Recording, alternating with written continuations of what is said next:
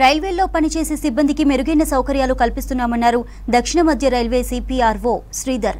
సికింద్రాబాద్ స్టేషన్లో running staff crew లాబీని ఆయన ప్రారంభించారు. ఈ lobby loco pilot, assistant loco pilot, గార్డులకు ఎంతో ఉపయోగపడుతుందని చెప్పారు. రైల్వే సిబ్బందిలో రన్నింగ్ స్టాఫ్ పాత్ర చాలా కీలకమని తెలిపారు. డ్యూటీ తర్వాత తప్పనిసరిగా 16 గంటల విశ్రాంతి అవసరమన్నారు శ్రీధర్. అవుట్ స్టేషన్ సిబ్బంది రిలీవ్ అయిన తర్వాత మళ్లీ విధుల్లోకి వెళ్లే వరకు అన్ని రకాల వసతులు లాబీలో ఏర్పాటు చేశామని చెప్పారు. రన్నింగ్ రూమ్ క్రూ లాబీ యొక్క మీడియా టూర్ చేయడం జరిగింది. ఇది ఎందుకు అని అంటే ముఖ్యంగా రన్నింగ్ రూమ్ క్రూ లాబీ అనేది రన్నింగ్ స్టాఫ్కు ప్రొవైడ్ చేసిన ఫెసిలిటీ. రన్నింగ్ స్టాఫ్ అనగా loco pilot, assistant loco pilot and guard. ఈ రన్నింగ్ స్టాఫ్ ఎవరైతే ఉన్నారో రైల్వే వర్కింగ్లో చాలా ఇంపార్టెంట్. ఎందుకంటే ట్రైన్ రన్నింగ్ చేసేది వాళ్ళే.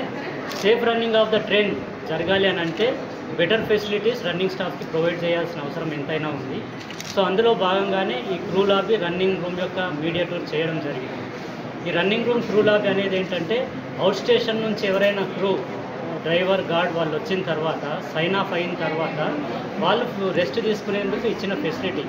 సో దీంట్లో భాగంగా ప్రతి రన్నింగ్ స్టాఫ్ సైన్ ఆఫ్ అయిన తర్వాత minimum 8 hours out station rest తీసుకోవాల్సిన అవసరం ఉంటుంది.